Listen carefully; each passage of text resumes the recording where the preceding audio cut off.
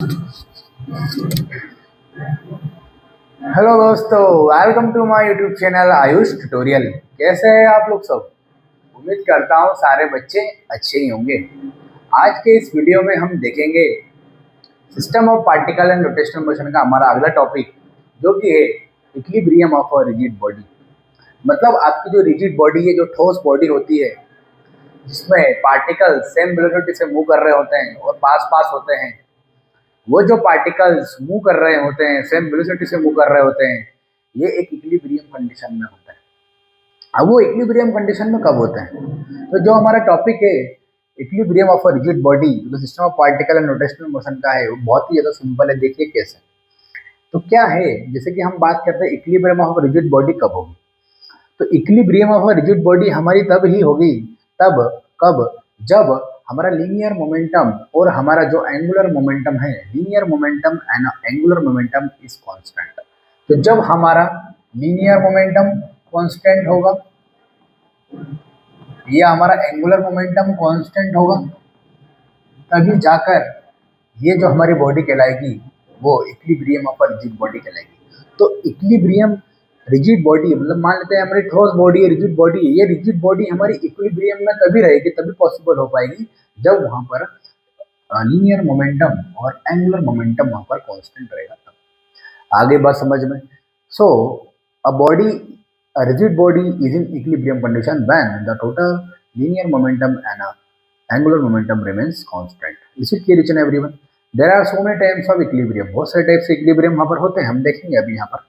तो जैसे यहाँ पर आप लोग देख सकते हो, यहाँ पर डेफिनेशन लिखी हुई है। Rigid body is defined as the system of particle in the distance between any two given particles remain fixed and constant over a time, regardless of external force applied on it. While the perfectly rigid body do not exist reality, मतलब हमने जैसा कि आपको rigid body के बारे में मैं पहले पूरा बता चुका हूँ, वही बात यहाँ पे बता रहा है कि रिजिड बॉडी क्या होती है।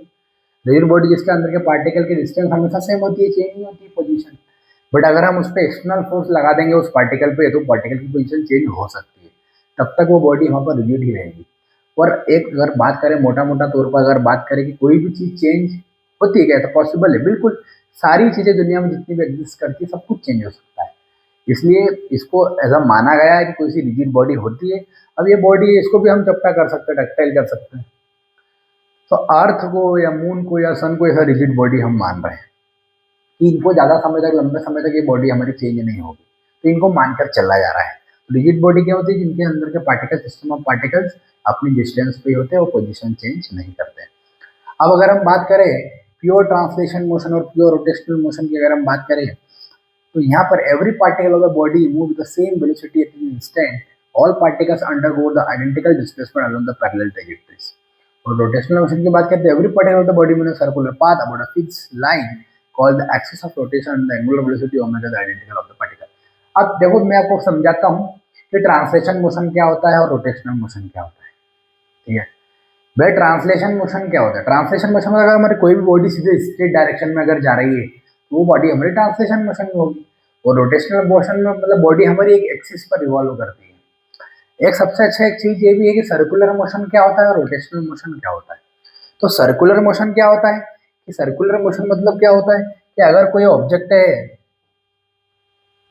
अगर कोई ऑब्जेक्ट है, ये ऑब्जेक्ट, ये ऑब्जेक्ट अगर दूसरे ऑब्जेक्ट के सर्कल में, ये ऑब्जेक्ट एक है, एक ही ऑब्जेक्ट है, ठीक है। तो अगर मान लेते हैं जैसे अर्थ है, तो अर्थ जैसे रिवॉल्व कर रही है, यहाँ से लेके यहाँ से यहाँ तक, यहाँ कोई भी ऑब्जेक्ट अगर किसी के अराउंड अगर रिवॉल्व करता है, मोशन करता है, तो उसको हम सर्कुलर मोशन बोलते हैं। बट अगर कोई भी ऑब्जेक्ट अपनी एक्सिस पर रिवॉल्व करता है, जैसे मान लेते हैं यही अर्थ है अपने, तो ये अर्थ घूम रही है, अपनी एक्सिस पे घूम रही है, अपनी एक्सिस पे घूम रही है, और घूमते घूमते घूमते घूमते घूमते घूमते सर्कल में भी घूम रही है। मतलब ये सर्कुलर मोशन भी कर रही है और रोटेशनल मोशन भी कर रही है। देखो, ये जो अर्थ है, ये अपनी एक्सिस पर वहीं की वहीं वहीं की वहीं वहीं की वहीं वहीं की वहीं घूम रही है, तो वो हो जाएगा हमारा रोटेशनल मोशन। बॉडी रोटेट कर रही है अपनी जगह पर यहाँ पर अगर कोई ऑब्जेक्ट उसके अराउंड, किसी के अराउंड अगर रिवॉल्व करता है, वो सर्कुलर मोशन। और अपनी एक्सिस पर कोई बॉडी अगर घूमती है, मोशन करती है, तो उसको बोलते हैं रोटेशनल मोशन। अब अगर हम यहाँ पर हम बात करें, ठीक है, अगर हम यहाँ पर हम बात करें concept and condition of mechanical energy, हमें बहुत सारे हमको कॉन्सेप्ट दिए हुए हैं। जैसे मैं आपको बहुत सारी चीज़ें यहाँ पर आपको बताने वाला हूँ, ठीक है। कि जितने भी यहाँ पर प्रिंसिपल ऑफ मोमेंट है, ये अपना ये अगला टॉपिक है, मैं इसको भी डिस्कस करता हूँ, मैं इसको बताता हूँ आपको, है ना। ये अभी डिस्कस करेंगे इसके बाद अपन प्रिंसिपल ऑफ मोमेंटम। तो देखो यहाँ पर अपन ने इक्विलिब्रियम ऑफ पार्टिकल की पहले बात करते हैं, टॉपिक हम पहले फिनिश करते हैं, 5 मिनट में ये खत्म हो जाएगा, 5 मिनट में अगला वाला हो जाएगा। देखिए क्या है, देखिए यहाँ पर आपको बहुत सारी, देखते हैं अगर ये इंक्रीज हो जाता है तो वाह, बढ़िया बढ़िया काम हो जाएगा ये, है ना। आपकी किस्मत अच्छी है, ठीक है,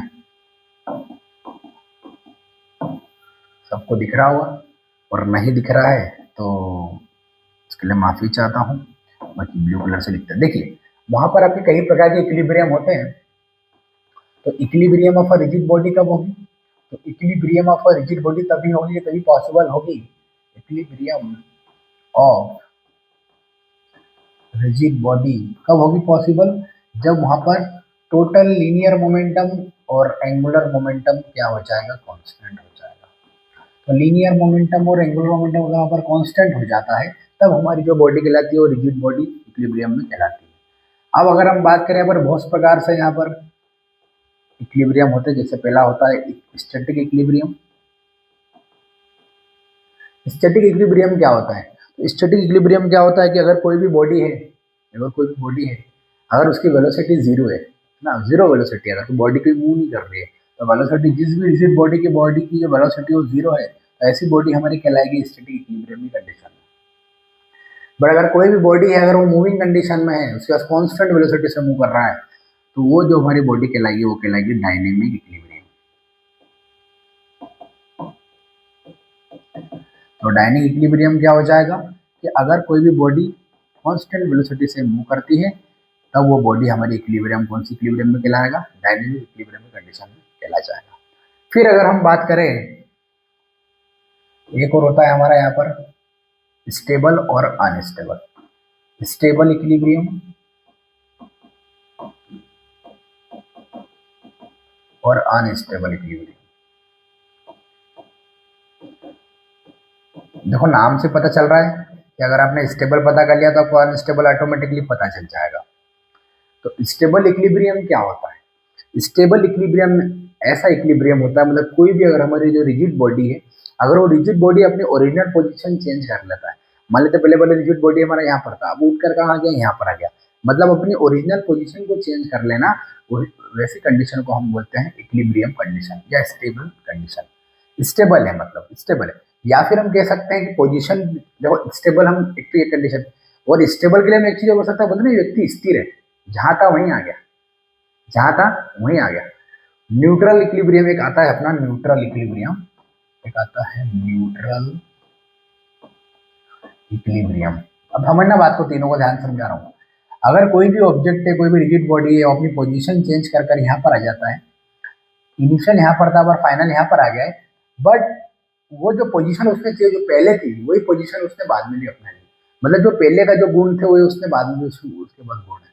अब ये स्टेबल इक्विलिब्रियम क्या था, अगर कोई भी रिजिड बॉडी अपनी ओरिजिनल पोजीशन से चेंज होकर जाता है और वापस उसी जगह पर आ जाता है, वापस वही पोजीशन पर आ जाता है, तो उसी को हम बोलेंगे स्टेबल इक्विलिब्रियम। पर अगर वापस उसी पोजीशन पर नहीं आएगा, वापस उसी पोजीशन पर नहीं आएगा, तो इसको ऐसी इक्विलिब्रियम कंडीशन को बोलेंगे अनस्टेबल कंडीशन। मतलब अगर कोई भी रिजिड बॉडी अगर अपने ओरिजिनल पोजीशन पर आ जाता है, वापसी आ जाता है, उसको हम बोलेंगे स्टेबल इक्विलिब्रियम। बट अगर कोई भी रिजिड बॉडी अगर अपने ओरिजिनल प्लेस पर, ओरिजिनल पोजीशन पर नहीं आ पाता, तो उसको हम बोलेंगे अनस्टेबल इक्विलिब्रियम। अब न्यूट्रल इक्विलिब्रियम क्या होता है कि व्यक्ति ने अपनी पोजीशन तो बदल ली है, बट पहले की पोजीशन जो थी वही उसकी बाद की पोजीशन भी हो, मतलब जो बोलते ना कि यार मैं जहां था वहीं जाके खड़ा हो गया, या कह सकते कि पहले भी वहीं पे था, बाद में वहीं था, पोजीशन बदली है पर गुण हुई है, समझना नहीं बात। तो ऐसे को हम बोलते हैं न्यूट्रल इक्विलिब्रियम। तो ये तो होते हैं हमारे 5 equilibrium of rigid body. Equilibrium of rigid body में पी कांस्टेंट, एल कांस्टेंट कैसे आता है अभी मैं आपको समझाऊंगा। पहले तो हमको यहाँ पर पता होना चाहिए स्टैटिक इक्विलिब्रियम क्या होता है। तो स्टैटिक इक्विलिब्रियम मतलब ऐसी रिजिड बॉडी जो बॉडी की जो वेलोसिटी है अगर वो जीरो होगी, तो वो ऐसी बॉडी हमारी स्टैटिक इक्विलिब्रियम में कहलाएगी। अगर बॉडी की वेलोसिटी कांस्टेंट होगी तो हमारा डायनेमिक इक्विलिब्रियम कहलाएगा। अगर बॉडी अपनी पोजीशन चेंज कर लेता है, वापस उसी पोजीशन पर आ जाता है, तो ऐसी कंडीशन को स्टेबल इक्विलिब्रियम बोलेंगे। अगर अपनी पोजीशन पर वापस नहीं आता है तो इसको अनस्टेबल इक्विलिब्रियम कंडीशन बोलेंगे। अगर पोजीशन तो चेंज कर रहा है पर जो पोजीशन पहले थी वही बाद में भी हो जाएगी तो उसको न्यूट्रल इक्विलिब्रियम बोलेंगे। अब सबसे अच्छी बात इसमें दोस्तों ये है, इसको नोट डाउन कर लेना आप लोग।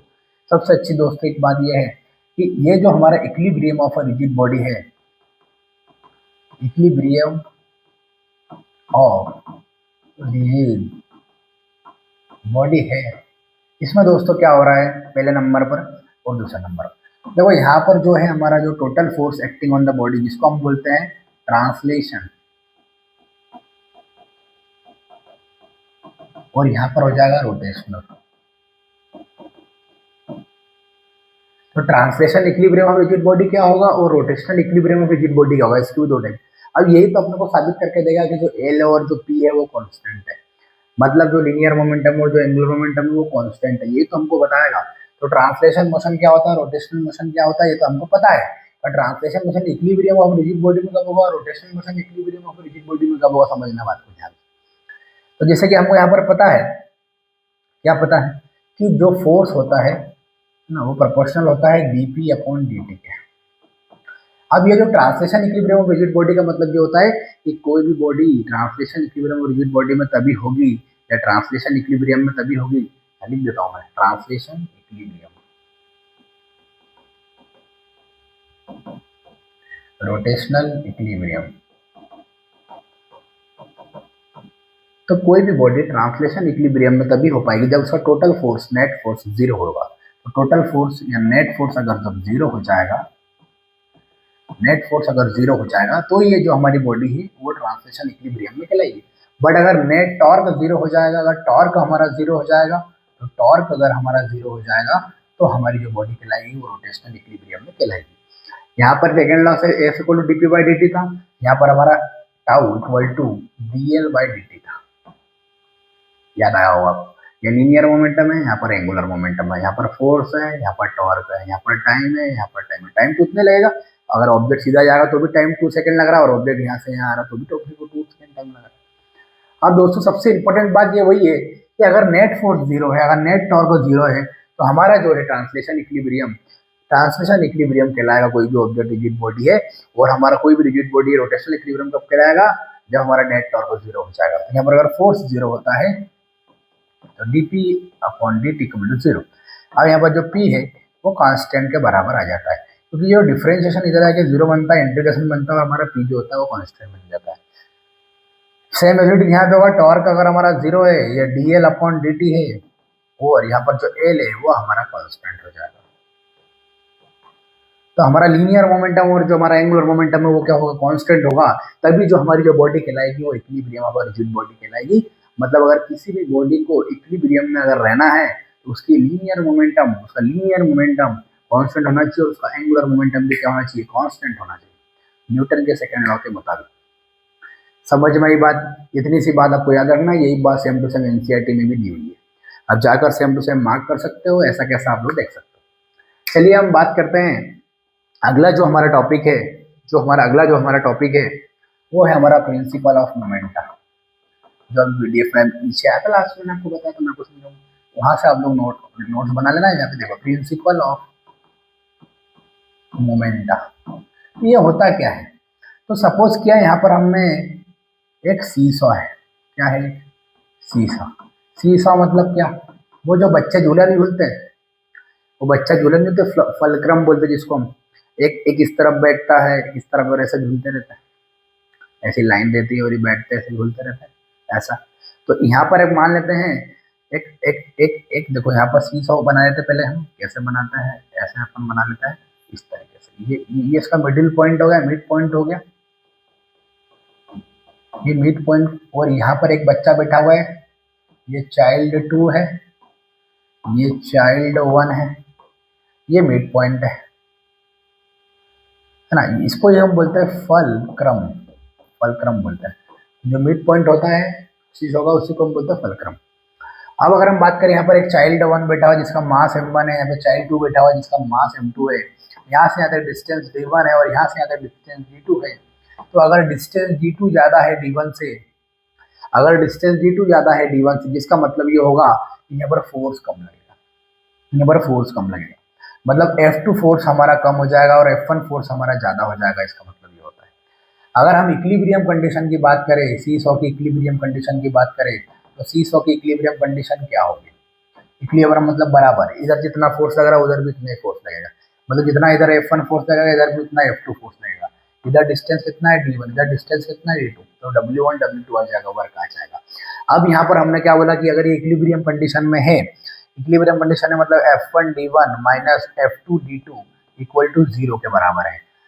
इक्विलिब्रियम कंडीशन में मतलब इसको हम माइनस में लेके चले गए, तो इक्विलिब्रियम मतलब टोटल नेट फोर्स वहाँ पर 0 हो गया। अब इससे अगर हमें कंडीशन निकाल के बनाए तो कंडीशन हमारी निकल के बनती है F1 upon F2 equal to D2 upon D1, जो कि हमको ये बताता है कि D2 डिस्टेंस अगर ज़्यादा होगी तो यहाँ पर F1 का फोर्स ज़्यादा होगा। तो यहाँ पर देखो यार D2 की डिस्टेंस ज़्यादा है और यहाँ पर F1 का जो फोर्स लगेगा F1 का वो ज़्यादा होगा, और यहाँ पर D2 की यहाँ पर D1 की डिस्टेंस कम है, इसलिए यहाँ पर F2 का फोर्स यहाँ पर कम लगेगा। ये बात आपको याद रखनी है, यही तो हमारा होता है प्रिंसिपल ऑफ मोमेंट का। तो ये कंडीशन आप लोगों को याद रखना है, F1 upon F2 equal to D2 upon D1, ये हमारा हो जाएगा प्रिंसिपल ऑफ मोमेंट। तो अगर आपको मेरा वीडियो अच्छा लगा है तो आप मेरे चैनल को सब्सक्राइब करें, ज़्यादा से ज़्यादा शेयर करें, लाइक करें, कमेंट करें, और भी जो कुछ सुधार होना, माइक भी हमारा जल्द आने वाला है, सारी चीज़ें आपके सामने व्यवस्थित आने वाली है। बस आपको सपोर्ट करना नहीं भूलना है, क्योंकि जब तक आप सपोर्ट नहीं करोगे जब तक हमारा कुछ भी नहीं होने वाला है, और आपका भी कुछ नहीं होने वाला है। तो जो मैं पढ़ाता हूँ 9, 10, 11, 12 फिजिक्स, उससे बाहर बिल्कुल भी नहीं जाता है। ये बच्चे, मैं नहीं, ऐसा बच्चे बोलते हैं, पिछले 5-6 साल के बच्चे जो पढ़ चुके हैं मेरे से, 7वां साल मेरा चल रहा है पढ़ाने का, वहाँ से मैं आपको बता रहा हूँ। देखिए, थोड़ा बैकग्राउंड की वजह से मुझे ऐसा करना पड़ा। देखिए यहाँ पर आप लोग नोट डाउन कर सकते हो बाकायदा। हाँ, देखिए यहाँ पर आ जाएगा प्रिंसिपल ऑफ मोमेंटा, ये आ रहा है, अब ये आया। देखिए ये प्रिंसिपल ऑफ मोमेंटा है, इसको आप स्क्रीनशॉट ले लीजिए। लेवर मतलब वही है ना जो बच्चे खेलते हैं, फलक्रम बोलते हैं, मिड पॉइंट, वही आप लोग याद रखना। तो ये फलक्रम है, F1 F2 हमारा आधा दूरा डायग्राम बना हुआ है। देखिए F1 D1 equal to F2 D2, anti clockwise movement हुआ, क्लॉकवाइज मूवमेंट हुआ, एंटी क्लॉकवाइज मूवमेंट हुआ F1 F2, मतलब F1 फोर्स इधर लगेगा तो एंटी क्लॉकवाइज, इधर लग जाएगा तो clockwise, anti clockwise movement clockwise movement बराबर हो गए, वहां से हमारी इक्वेशन आ गई। तो जो मैंने पढ़ा है वही है भैया, ठीक है, ठीक है। ये आप कपल के बारे में भी लिखना चाहो तो लिख सकते हो, बाकी एनसीईआरटी के अकॉर्डिंग जितना भी था मैंने सब कुछ बता दिया है। अब मिलेंगे हमारे अगले वीडियो में सेंटर ऑफ ग्रेविटी के साथ। ये सेंटर ऑफ ग्रेविटी क्या होता है, फिर पढ़ेंगे मोमेंट ऑफ इनर्शिया, और फिर 1-2 टॉपिक और रह जाएंगे तो हमारा चैप्टर पूरी तरीके से कंप्लीट हो जाएगा। फिर हम करेंगे एग्जाम्पल और एक्सरसाइज से क्वेश्चंस। अब जो अगली बार से जब हम अगले चैप्टर से जो करने वाले जो एग्जाम्पल्स रहते हैं वो हमारे एनसीईआरटी की बुक में दिए रहते हैं, तो अपन एग्जाम्पल्स तो अपन उसमें कर लिया करेंगे बुक में। थ्योरेटिकल डेरिवेशन पार्ट जो भी पूरा चैप्टर रहता है वो तो अपन पीडीएफ बाकायदा आपको मिलेगी, और बाकायदा आपको सब चीज़ आपको व्यवस्थित मिल जाएगी। बट अगर बात करें एग्जाम्पल अपन उसी में करेंगे। और अगर बात करें क्वेश्चंस की, एक्सरसाइज क्वेश्चंस की, बच्चा साहब बोलते बच्चा आपका नोट्स ही अच्छा लगता है, तो ठीक है अपन क्वेश्चन एनसीईआरटी के बुक में से देख लिया करेंगे, और आंसर यहाँ पर जो ब्लू कलर का बैकग्राउंड में वहाँ पे आपको बताता हूँ, जो आईएमपी शॉर्ट्स बनाता हूँ उसमें अपन आंसर कर लिया करेंगे। तो धीरे धीरे करते आपके लिए सारी चीज़ें उपलब्ध करा रहा हूँ। अब जैसे माइक आने वाला 3-4 दिन में माइक आ जाएगा, जी हाँ, ऑर्डर कर दिया, आ जाएगा। तो आपके लिए माइक की एक सुविधा अच्छी होने वाली है, सब कुछ अच्छा होने वाला है, बस आप सपोर्ट करें। और अब नॉलेज बेस्ड काम होगा, कितना भी चिल्ला चिल्ला के पढ़ा है, जो सच्चाई हो तो सच्चाई है। अगर आप सच्चाई को प्यार से बोलोगे तो भी उतना ही सच लगेगा, और जोर से बोलोगे तो भी उतना ही सच लगेगा। शांति मन से हर चीज़ को पढ़ो, समझो, बोलो, और ज़्यादा मत पढ़ो, कम से कम 2 घंटे एटलीस्ट अपने घर में पढ़ाई करें। जो टीचर पढ़ाते हैं उसको एक बार आप खुद पढ़े, और फिर रिजल्ट आप लोग देखे, बेहतर ही आएगा। तो चलो हम मिलेंगे हमारे अगले वीडियो में, तब तक की do whatever you want to do, but जो मैंने पढ़ा है उसको एक बार जरूर पढ़े। कल मिलेंगे हम सेंटर ऑफ ग्रेविटी के साथ।